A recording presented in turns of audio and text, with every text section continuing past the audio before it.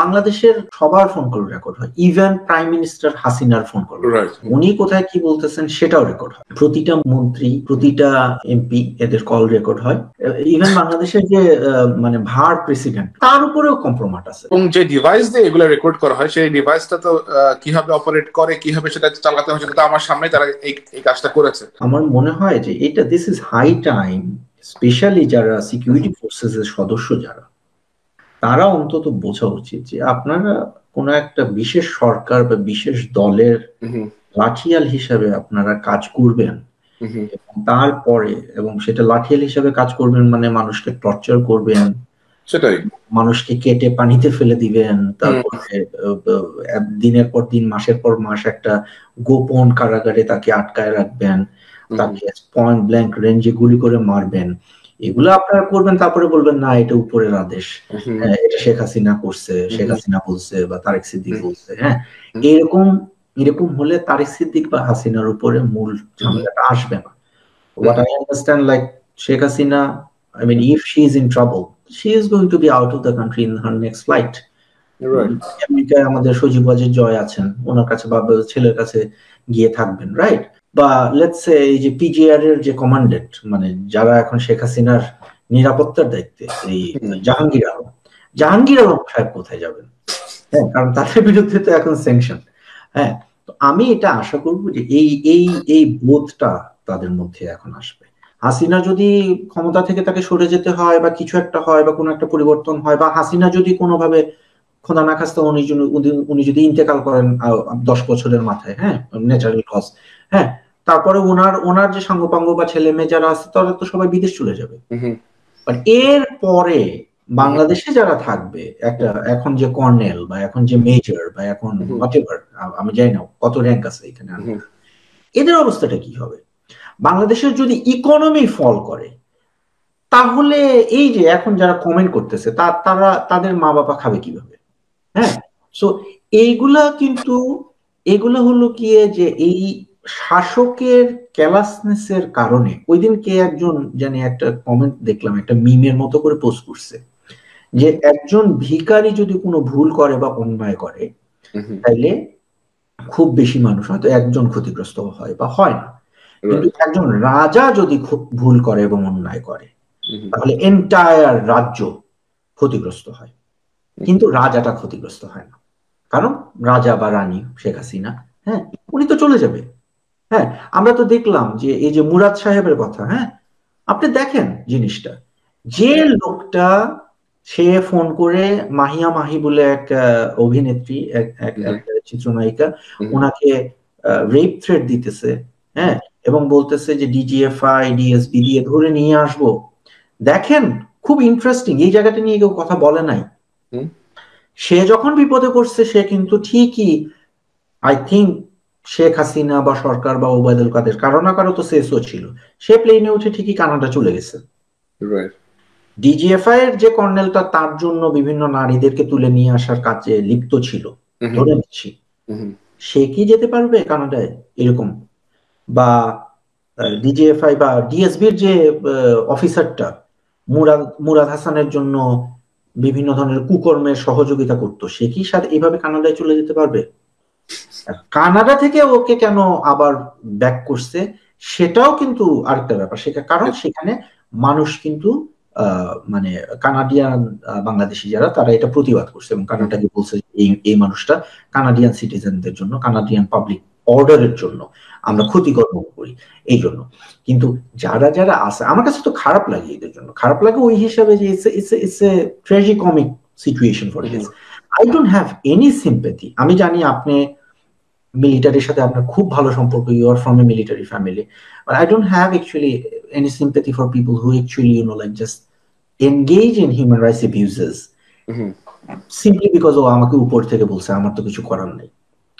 So আমি মনে করি আপনার করার আছে, আপনারা যা জানেন সেগুলো ফাঁস করেন, অন্তত নিজের বিবেকের কাছে ক্লিয়ার থাকেন। হ্যাঁ, যেই মাধ্যম থেকে ওই টেপটা সেদিন ফাঁস হয়েছে, সেই মাধ্যমের অথবা তার সংশ্লিষ্ট কিছু কর্মকর্তার সাথে আমার কথা হয়েছিল সেখানকার, যাদের কাছ থেকে শুনতে পেরেছে যে এরকম শখানেক টেপ তাদের কাছে আছে বিভিন্ন ব্যক্তির নামে।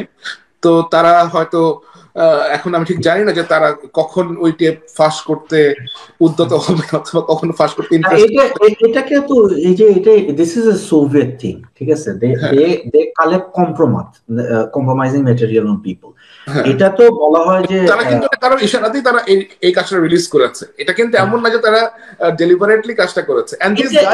এটা না, I heard a different version, let's not go into that, but এটা হয়তো কম্প্রোমাইজ ছিল বা ছিল না।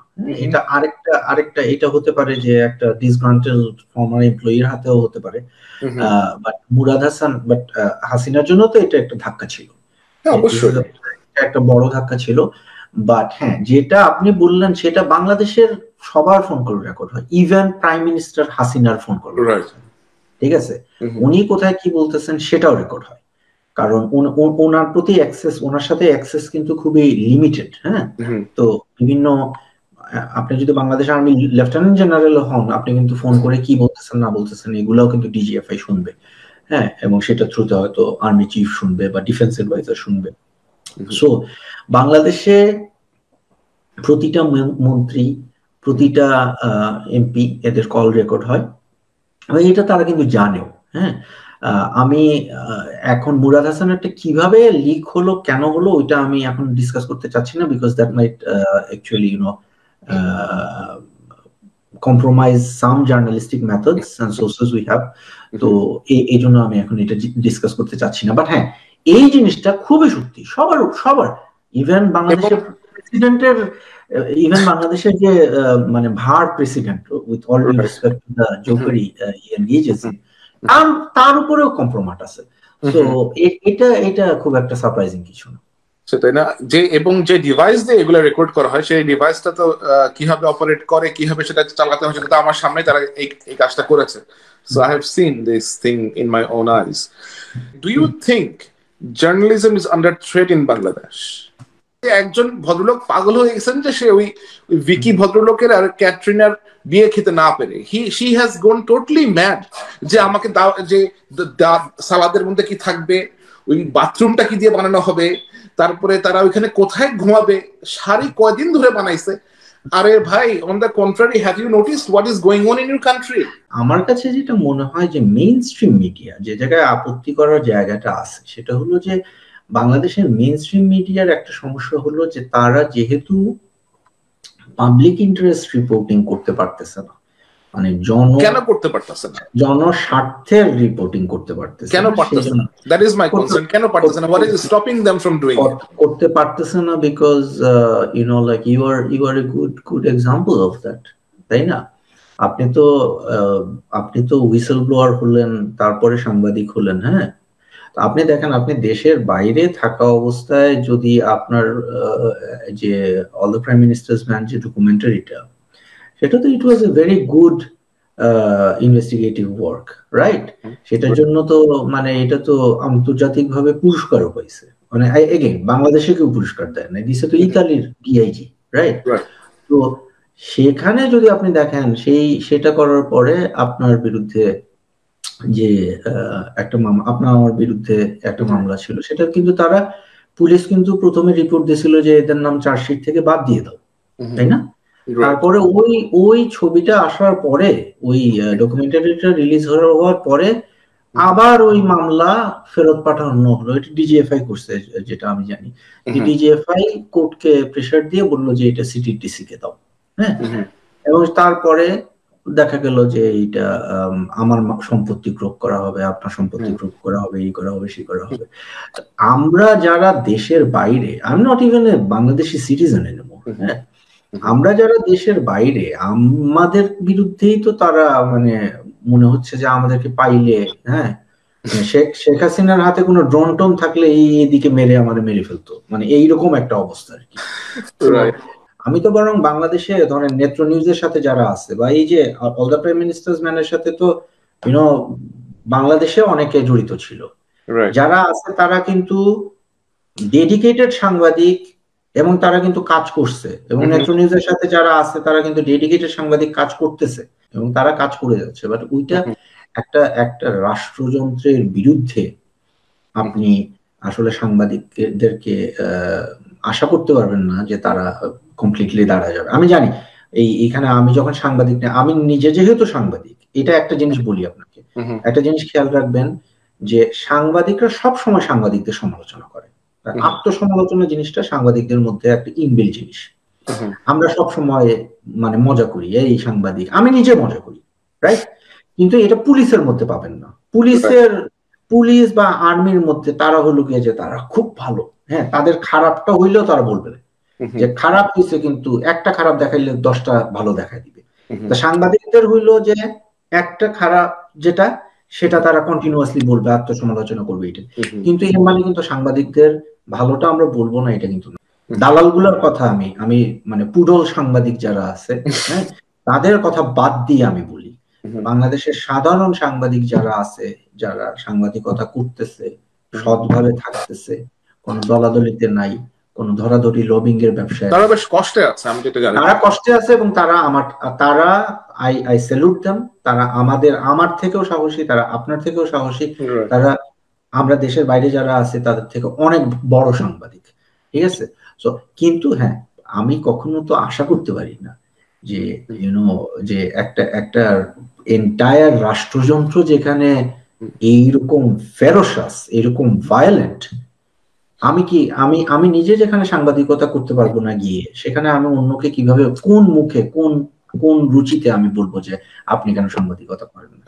আমি বিষয়টাকে ওইভাবে দেখি। সো এই জন্য আমি আমাদের যারা অডিয়েন্স আছে তাদেরকেও আমি অনুরোধ করবো যে আপনারা আমাদের বাংলাদেশে যে সহকর্মীরা আছেন তাদের দিকটাও অন্তত একটু বোঝার চেষ্টা করুন। ওকে তাসলিম ভাই, আপনাকে অনেক ধন্যবাদ আপনার সময়ের জন্য। We had a lovely session, I would say. আর শেষ করার আগে আমি এতটুকুই বলতে পারি, আমাদের সাংবাদিক হিসেবে কোন রাজনৈতিক দল অথবা কোনো বিশেষ পক্ষের অবলম্বন করার কোন রকমের সুযোগ নাই। যেটা সত্য কথা, যেটা প্রকৃত কথা, সেটা যত খারাপই লাগুক শুনতে, সেটা সামনে নিয়ে আসাই হচ্ছে অনুসন্ধানী সাংবাদিকদের কাজ। সেটা আমরা যারা আছি আমাদের সাধ্যমতো চেষ্টা করে যাব। আর আমাদেরকে সবসময়, আমাকে প্রায় জিজ্ঞাসা করা হয় যে কি হতে পারে, আপনারা কি করছেন, all the prime ministers man নিয়ে কি করছেন, কবে নাগাদ কি হতে পারে।